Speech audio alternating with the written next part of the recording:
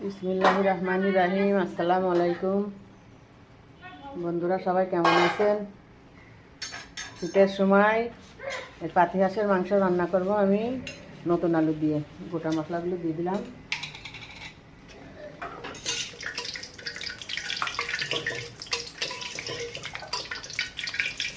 এবার আমি আদা, রসুন, পেঁয়াজ, বাটা, লবণ দিয়ে মশলাটা ভালো করে ভেজে নেব। এবার আমি গুঁড়ো মশলাগুলো দিয়ে দিচ্ছি। ধনে, জিরে, গরম মশলা, ঝালের গুঁড়ো সব দিয়ে দিলাম। মশলাটা এবার সুন্দর করে ভেজে নেব। মশলাটা সুন্দর করে ভাজা হয়ে গেছে, একদম তেল ছেড়ে দিয়েছে। এবার আমি মাংসটা দিয়ে দেব, দিয়ে সুন্দর করে কষিয়ে নেব।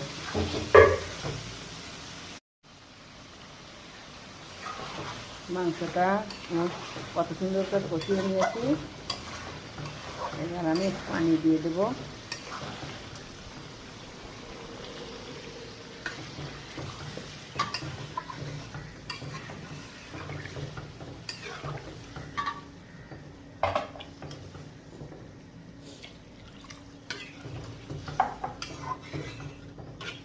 কত সুন্দর হয়েছে কালারটা।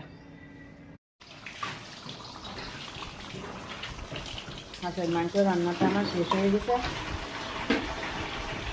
কেমন হয়েছে রান্না কমেন্টে জানাবেন।